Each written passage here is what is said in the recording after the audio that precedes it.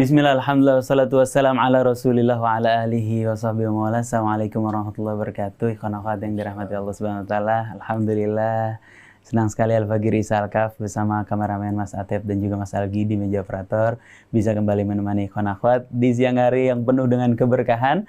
Bersama alhamdulillah kita kedatangan tamu istimewa Ustadz Taufik bin Abdul Qadir Assegaf. Assalamualaikum Ustadz. Assalamualaikum. Apa kabar, sehat Ustadz? Alhamdulillah, fi khair. Masya Allah, alhamdulillah. Syukur Ustadz sudah menyempatkan hadir di tengah-tengah kesibukan Ustadz. Masya Allah. Alhamdulillah ala tazawur. Alhamdulillah. Kalau di Jakarta, Masya Allah Ustadz ya. Kalau di Jakarta ditarik ke sana.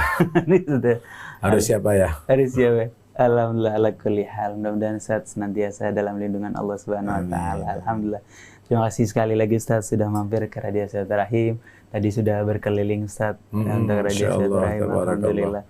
Minta doanya buat ikhwan akhwat sekalian. Amin. Ini buat ikhwan akhwat yang belum kenal barangkali karena keterbatasan informasi, Ustadz Taufik bin Abdul Qadir Assegaf ini sekarang diamanahi sebagai Ketua Robitoh Alawiyah.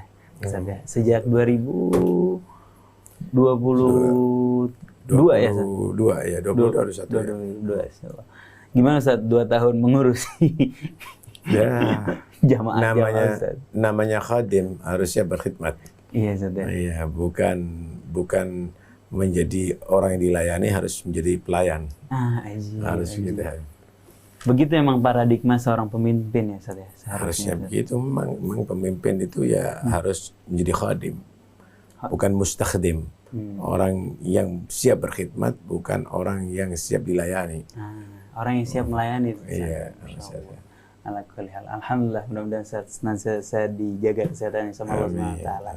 Nah, siang hari ini kawan akhwat kita akan membahas tentang kesatuan umat, namun dalam sudut pandang yang unik sekali. Tadi kita sempat ngobrol penyebab perpecahan antar umat Islam, salah satunya adalah hubbud dunia atau kecintaan terhadap dunia. Nanti insya Allah akan dibahas oleh Ustadz Taufik. Namun alangkah baiknya Ustadz bisa ditartibkan Fatihah terlebih dahulu sebelum kita mulai acara.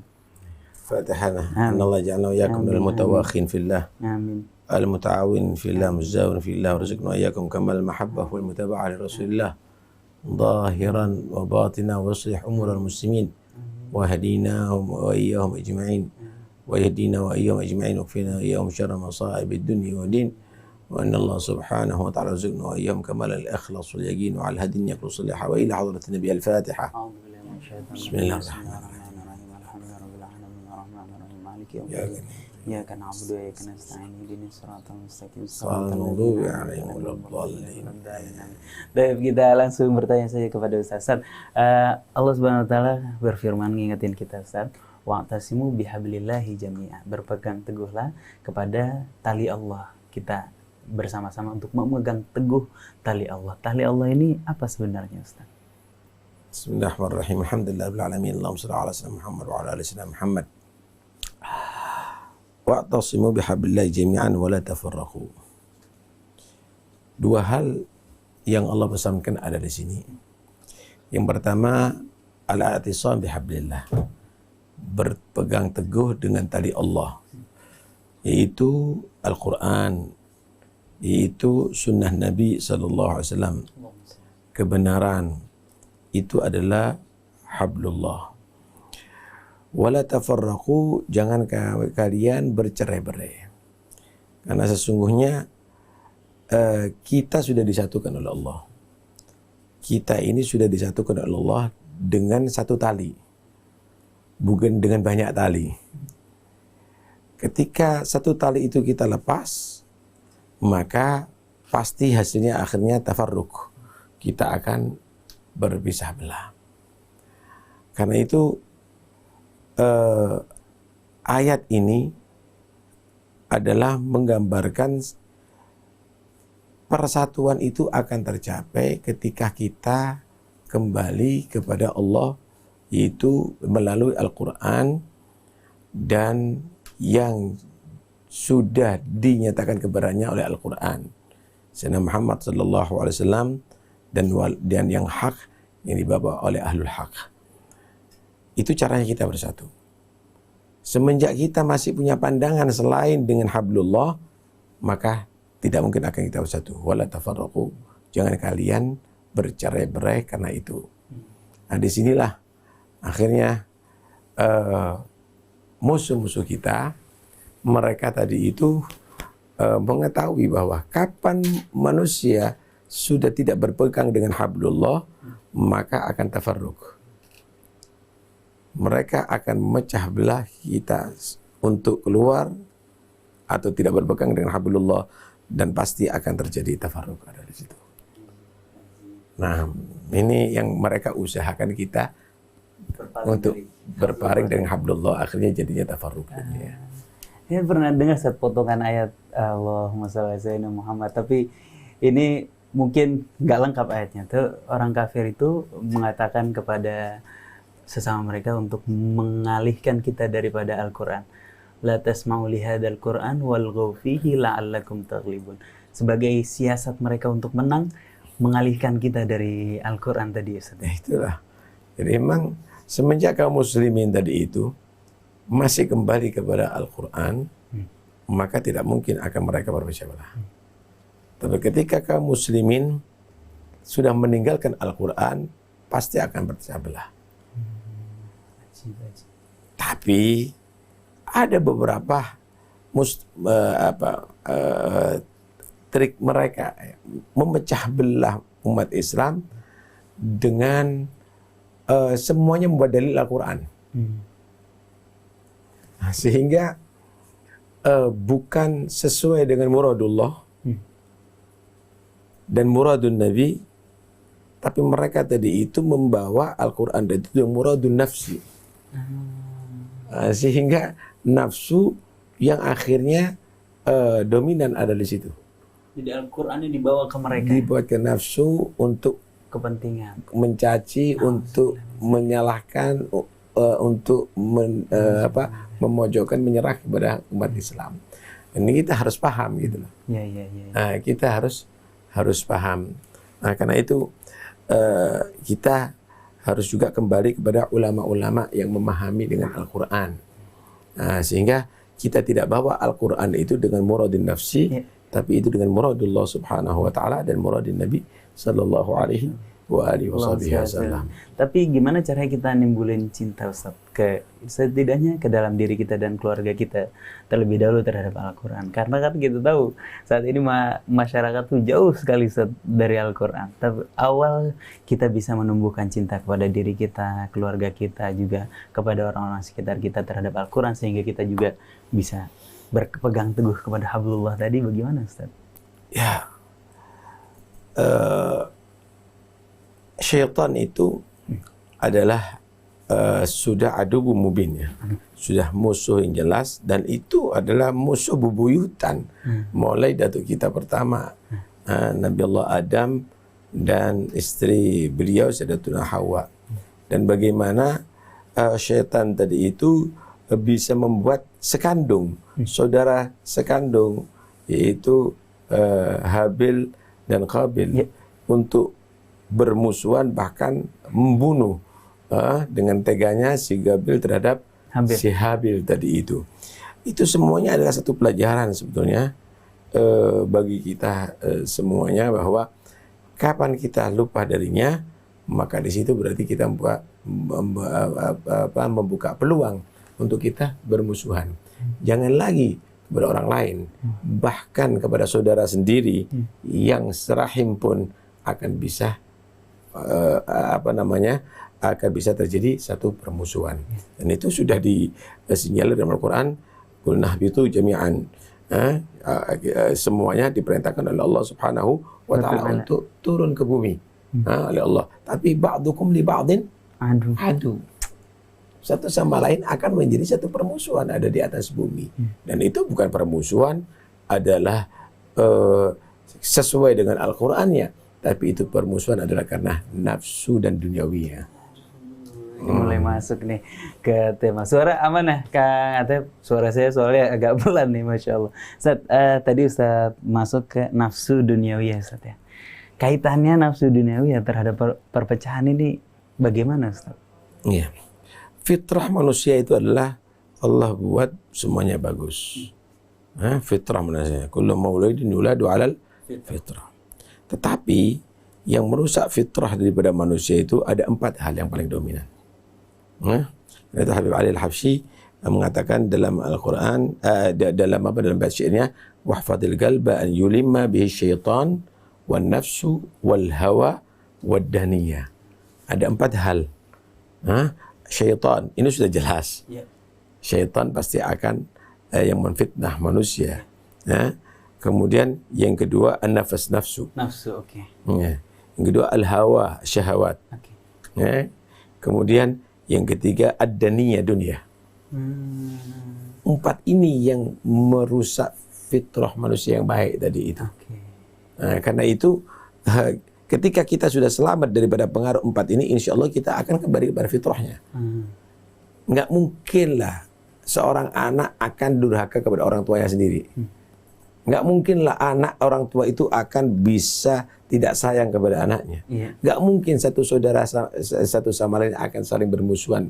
Nggak mungkin sesama muslim akan bermusuhan.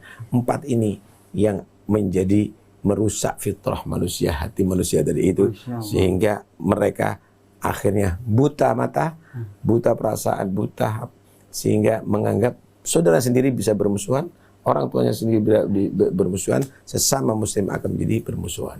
Saudara sendiri aja bisa musuhan ya, Ustaz. Apalagi. Ya kita saksikan kan, saudara sendiri musuhan karena warisan dan lain sebagainya. Nauzubillah min dzalik. Oke, ini 4 tadi yang disebutkan oleh Habib Ali Habsyi dalam syairnya Asy-Syaitan yang pertama, Ustaz. Padahal di Quran disebutin godaan syaitan itu dhaif, lemah, Ustaz.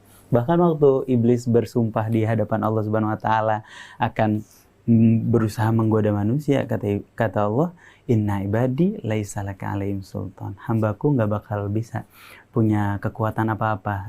Engkau tidak akan mampu menggoda hambaku. Tapi kenapa orang banyak, Ustaz, mengikuti syaitan, Ustaz? Inna ibadi laisa alaihim sultan. Ibadi itu idhafahnya kepada Allah. Tapi ketika sudah tidak menjadi ibadullah hakikatan, dia bisa menjadi abid iblis, bisa akan menjadi abidud dunia, bisa menjadi abidul hawa, bisa menjadi abidun nafas, dan setan yang akan bisa menguasai ada di sana nantinya.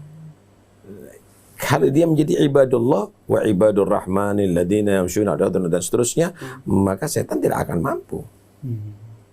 Kalau dia punya identitas hamba Allah. Iya, hamba Allah. Tapi kadang-kadang kita tidak menjadi hamba Allah, hamba dinar. Hamba dirham, hamba rupiah. Ada hamba riasa. Hamba suara. Kadang-kadang abdul mar'ah. Hamba syahwat ya, Ustaz. Na'udzubillah min dzalik. Kalau sekarang istilahnya, Ustaz, di Jakarta itu ada hamba korporat, Ustaz. Budak korporat. Na'udzubillah min dzalik. Jadi karena kita menghilangkan identitas hamba Allah. Sebagai hamba Allah. Oke, Ustaz. Yang kedua syahwat tadi, Ustaz.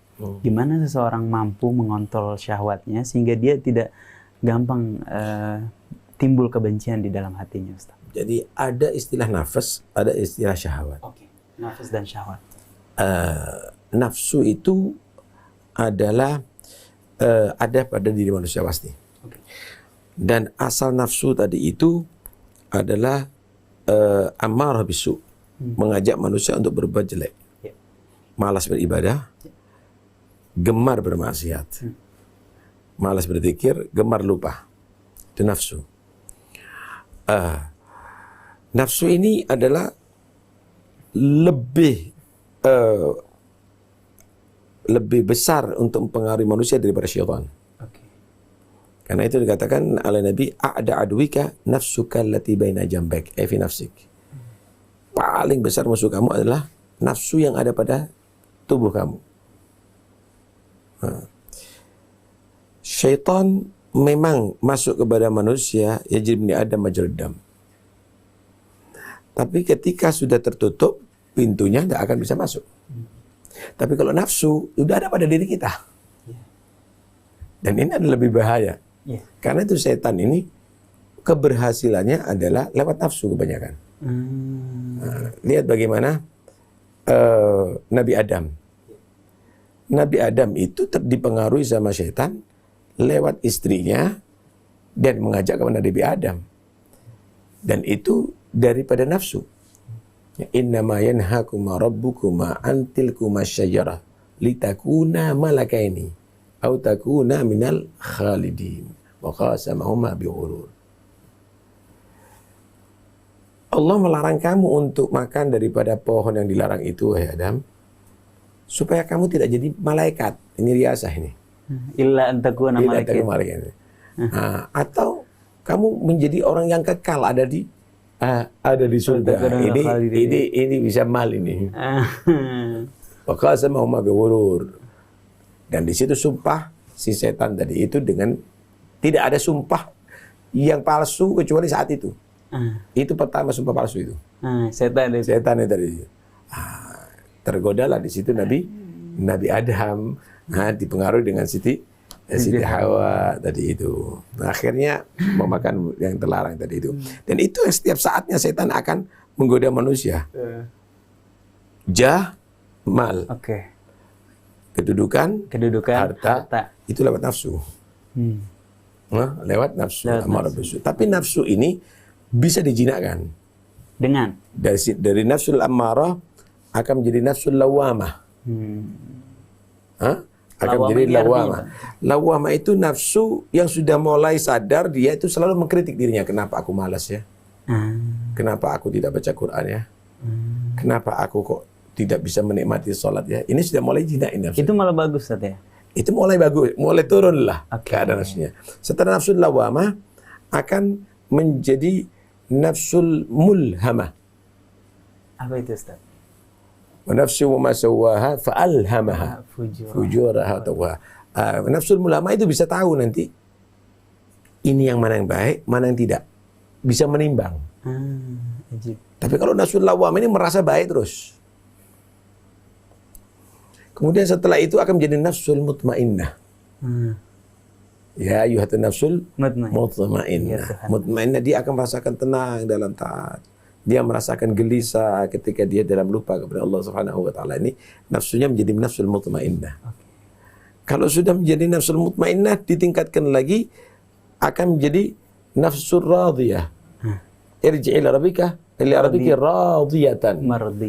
Mardiyah, radiyah. Radiyah ini udah ridha. Dia senang dengan apa yang Allah ridhai. Yang Allah takdirkan. Dia merasakan kenikmatan ada di situ. Mungkin orang gelisah dalam baca Quran, tapi dia merasakan ridha, senang. Ridha, sekalipun dia misalnya rezekinya sedikit, dia juga ridha. Akhirnya menjadikan nafsul mardiyah. Nafsul mardiyah ini, kalau sudah dia tadi itu, merasakan ridhonya Allah. Dia merasakan Allah ridho, sama dengan anak yang kepingin orang tuanya meridhoi dia, dan orang tuanya menyatakan aku ridho sama kamu, wahai anakku. Nampak ridhonya orang tua berarti. Lah kalau sudah begitu akan menjadi nafsun kamilah. Tingkatan tertinggi. Latihannya dengan apa, Ustaz? Itu tahdhibun nafas itu. Perjalanan panjang iya, itu. Perlu syekh memang itu semuanya. Perlu guru yang perlu syekh. Insyaallah. Itu nafsu. Oke, nafsu. Kalau al-hawa lain lagi. Oke. Al-hawa, jadi di tubuh manusia itu ada yang disebut ruh dan ada nafas. Jasad manusia ini mengikuti salah satu di antara keduanya yang kuat. Kalau ruh kuat, jasad mengikuti ruh. Nafsu kuat, jasad mengikuti nafsu. Ruh ini akan kuat kalau dikonsumsi makanan ruh, yaitu perbuatan taat. Semua ketakwaan itu makanan roh. Makanan roh. Baca Quran, inti wirid, inti qiyamul lail, inti roh. Ketika roh kuat, subhanallah, hatta orangnya udah lemah, tapi dia kuat ibadah. Hatta buta tetap berangkat ke masjid. Ajib. Roh kuat, jasad ngikuti roh. Nafsu ini kekuatannya adalah dari makanan nafsu, itu syahwat. Syahwat ini nggak harus haram. Ya. Kesenangan. Nafsu, walaupun itu main catur, kepuasan, walaupun iya, pleasure kalau bahasa Inggrisnya, Ustaz. Pleasure itu ini kalau sudah kuat, jasad ngikuti, walaupun setua apapun tetap aja main catur dia, tetap main gavel dia. Betul. Iya. Ini nafsu. Nah, tugasnya kita memperkuat ruh, melemahkan nafsu. Tapi ini kadang-kadang nggak perhatian sama ruh. Roh seada-adanya. Nafsu diikuti terus. Hatta sampai setua apapun tetap main gafle seperti anak kecil, Pak. Pakai toletan, pakai itu. Ini adalah, apalagi dengan yang haram ya. Dengan yang halal aja, nafsu itu akan terpengaruh. Apalagi dengan yang haram. Bisa nggak seorang yang hidup tuh ruhnya tuh mati? Roh ini tidak pernah mati. Oke. Tapi roh ini bahkan kembali kepada Allah. Antum bisa bayangkan kalau rohnya sakit, kembali kepada Allah. Antum bisa bayangkan kalau roh tadi itu adalah tidak sehat atau lemah, kembali kepada Allah. Itu yang karena itu dikatakan oleh Sayyidina Abu Bakar As-Siddiq, antara jasad dan roh ini dua hal. Roh ini bisa menjadi kattairi fil ghafas atau kaddani fil hadirah. Bisa roh ini menjadi burung di sangkar, atau bisa menjadi domba dalam kandang. Ketika roh ini, rohnya orang soleh itu seperti burung dalam sangkar, lepas daripada sangkarnya, dia akan terbang bebas. Dia akan bisa melihat pemandangan yang indah. Begitu juga rohnya orang soleh ketika keluar dari jasad, maka dia akan terbang ke arsy Allah. Dia akan hinggap ada di sana. Karena itu ihtazza al-arsyu bimauti Mu'adz bin Jabal. Arsy Allah itu menjadi goncang, bahagia dengan kematian Mu'adz tadi itu. Karena dia kembali kepada arsy Allah Subhanahu wa taala. Tapi sehingga mereka tadi itu keluar dari jasadnya dalam keadaan lebih bebas, lebih menyenangkan rohnya orang soleh. Tapi kalau rohnya orang yang tidak soleh, ini seperti kambing keluar dari kandangnya. Dia akan dibawa ke tempat penyembelihan. Dan dia akan dicincang ada di sana. Dia keluar dari jasadnya untuk mendapatkan siksa Allah. Dan dia akan memiliki rasa sakit mulai di alam barzakh sampai ada di hari kiamat. Jadi penting memperhatikan roh ya. Iya. Karena nafsu harus ini yang membahayakan manusia. Yang berikutnya yaitu dunia. Dunia. Dan ini yang membuat pecah belah. Sesama saudara saling menuntut, bahkan saling membunuh karena dunia. Dunia itu dibagi dua. Ada jah, kedudukan. Ada mal, materi. Kedudukan ini bisa pujian, pengakuan, jabatan dan lain-lainnya. Ini pujian sama senang jabatan dan senang kedudukan dan senang harta ini, kata Nabi SAW, hubbud dunya wal jah yumbitani nifaq fil qalbi kama yumbitul ma'ul baglah. Cinta kedudukan dan materi ini bisa menumbuhkan dengan sendirinya ke sifat nifak dalam hati manusia, sebagaimana keluarnya ganggang dan lumut ada di air, nggak pakai ditanam. Ada di situ. Keluar dengan sendirinya otomatis. Ya Allah. Saat Allah kan berfirman, wa kadzalika auhayna ilaika ruham min amrina. Yang diwahyukan nama Allah Subhanahu wa taala ruh kepada Nabi Muhammad SAW dari sisi Allah Subhanahu wa taala, itu maksudnya apa, Ustaz? Ruh itu di dalam Al-Qur'an bermakna macam-macam. Ada ruh itu makna Jibril. Nazala bihi ruhul amin. Tanazzal malaikatu war ruhu fiha. Ada ruh itu adalah memang ruh yang ada di tubuh manusia. Ada tubuh manusia. Ada banyak arti ada di situ di dalam Al-Qur'an. Tapi yang kita maksud ada di sini adalah ruh manusia yang ada di tubuh manusia tadi itu. Apakah bisa jadi Al-Qur'an tadi? Ruhnya adalah Al-Qur'an berarti. Berarti kalau kita membaca Al-Qur'an, ruh kita akan semakin kuat tadi. Ya. Memang makanan ruh itu adalah zikrullah. Taat kepada Allah Subhanahu wa taala itu makanan ruh. Ketika misalnya kita berzikir kok dalam keadaan gelisah. Ya. Ibadah gelisah berarti sama dengan jasad kita ketika dalam keadaan asam lambung. Ya, kita harus tetap makan, tapi kita harus obati. Di situlah kita perlu tabibul qulub. Dokter-dokter hati. Ini yang sulit kita dapatkan ada di zaman sekarang, dokter-dokter hati ini. Betul. Sehingga virus ini merebak mulai dari bapak ke anak ke cucu. Hubbud dunia ini betul-betul tertanam itu semuanya. Bahkan gaul sama yang hubud dunia aja kita bisa jadi hubud dunia, Ustaz. Mau tidak mau. Mau tidak mau. Jadi begini. Karena itu Allah menyatakan wala tu'jibka amwaluhum wala auladuhum.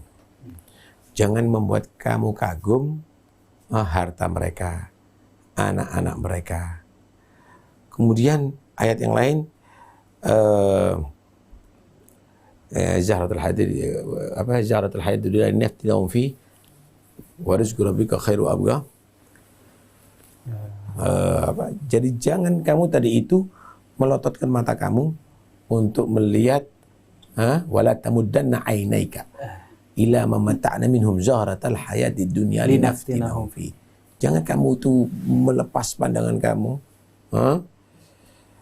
kepada yang aku berikan daripada zahratul hayatid dunya. Itu linaftinahum fi. Aku berikan kepada mereka untuk mereka terfitnah. Untuk mereka terfitnah dengan itu semuanya. Allah gambarkan dunia ini seperti zahroh, bunga mawar. Karena bunga mawar ini pasti akan layu, indah, menarik, tapi pasti akan layu. Kemudian akan jadi kering dan akan jadi sampah. Dunia yang kamu anggap mewah, apa sekarang? Oh, mobil mewah. 50 tahun yang akan datang akan menjadi tidak berharga. Mobil tua. Bahkan bisa kalau sudah 100 yang akan datang akan menjadi besi yang tidak bernilai. Bangunan juga begitu. Zahratul hayatid dunya. Ini semuanya Allah berikan linaftinahum fi. Mereka supaya terfitnah dengan ini semuanya. Dia tidak mengerti nilai Quran, nilai ibadah, nilai dzikir, nilai salawat kepada Nabi SAW. Karena itu kamu cari wa rizqu rabbik khairu wa abqa. Rizki Allah yang lebih baik, yang kekal. Apa? Surga. Fokus ke sana. Fokus ke sana. Yang dididikkan kepada anak-anak kita. Wa'mur ahlaka bis-sholati wastabir 'alaiha. Itu mantapkan. Jangan hanya urusan duniawi.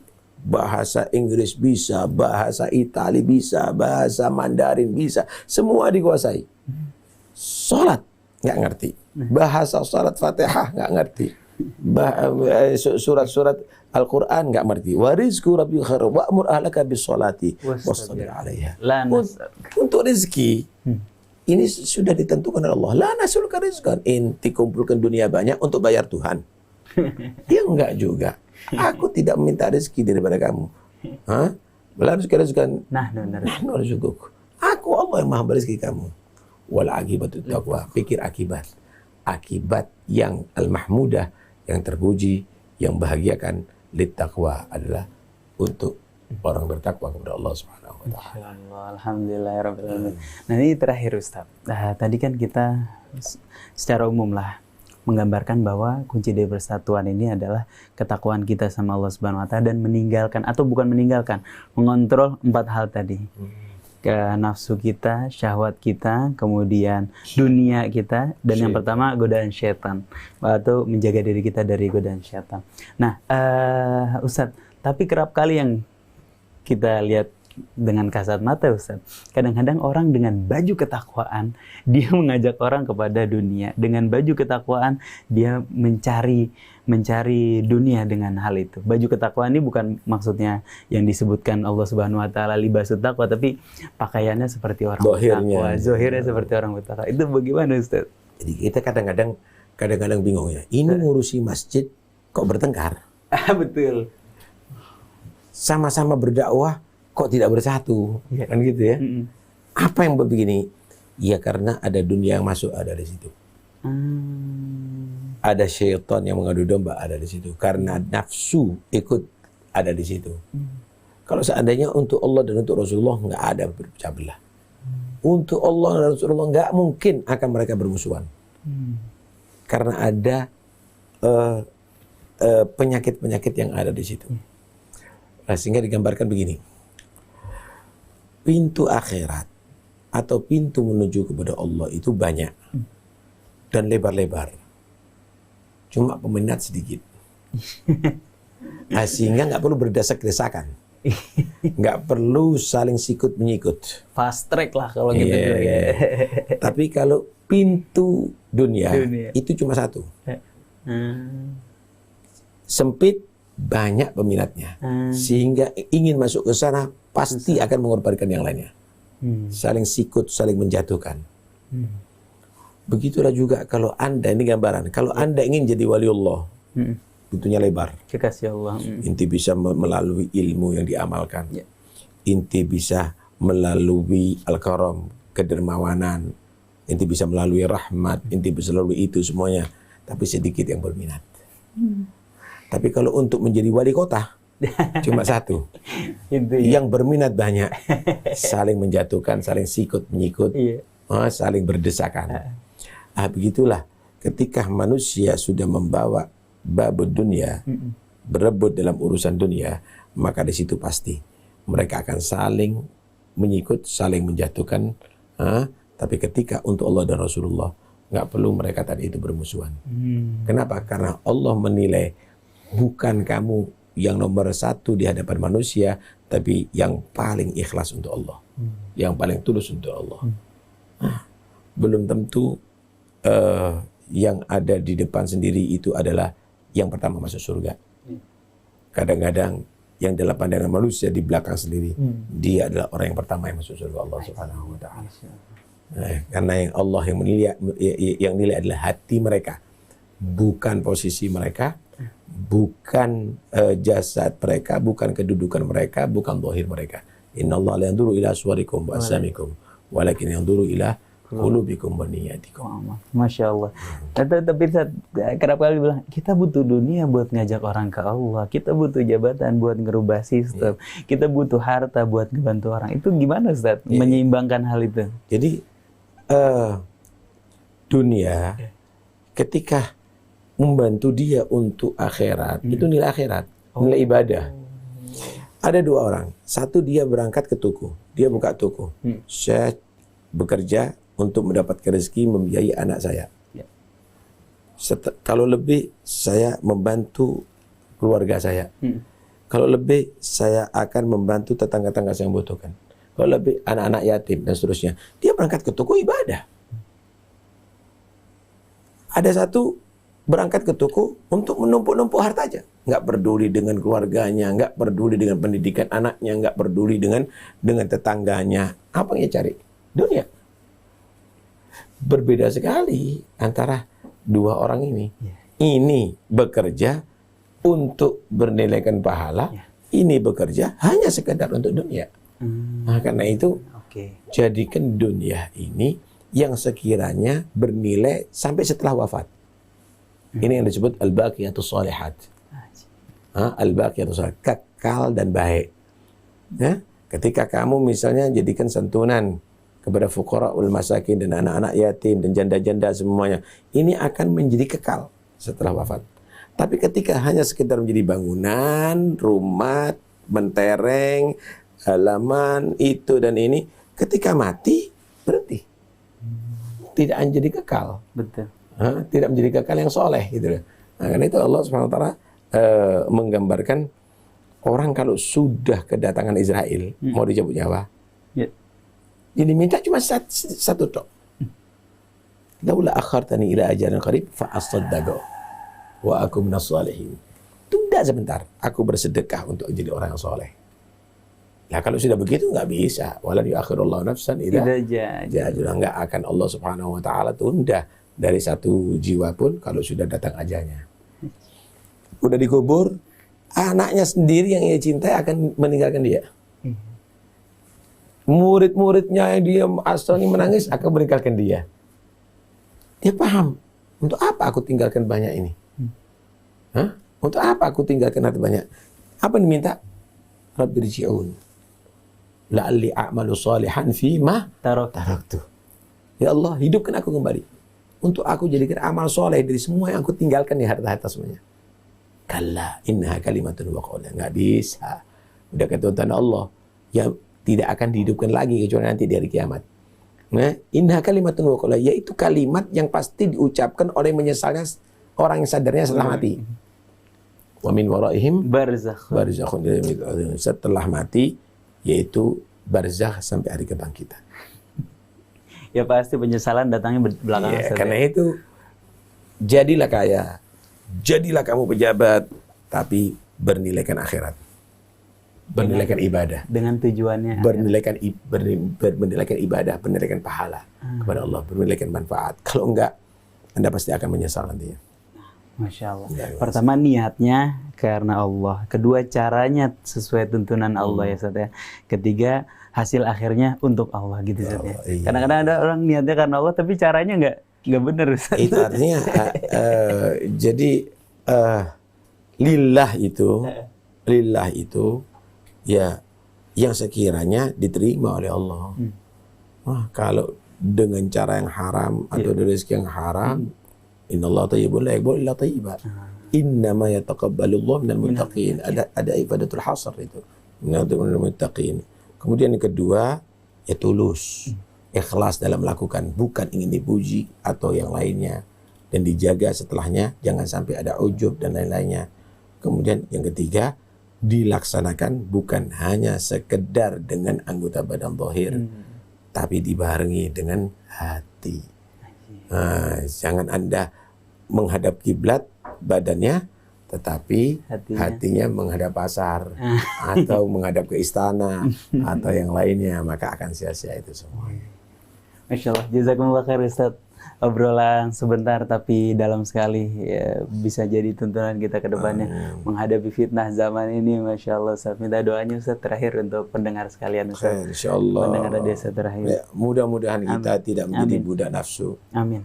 Apalagi budak syaitan. Amin. Budak syahwat. Amin. Budak dunia. Dan mudah-mudahan kita menjadi budak Allah subhanahu, hamba Allah subhanahu wa ta'ala. Kapan kita menjadi hamba Allah, kita insya Allah tidak akan bermusuhan. Kita akan bisa bersaudara. Kita akan bisa bersama-sama dalam ridha Allah. Tetapi ketika kita sudah menjadi budak-budak selain Allah, maka kita akan menghadapi saudara kita adalah seperti musuh. Bahkan setan adalah teman akrab kita. Dunia adalah segala cita-cita kita.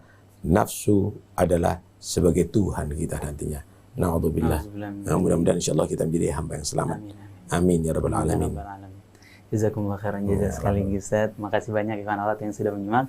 Makasih Kang Atep dan Mas Algi di meja operator. Kita tutup dengan baca doa kafaratul majlis. Subhanakallahumma wa bihamdika asyhadu an la ilaha illa anta astaghfiruka wa atubu ilaik.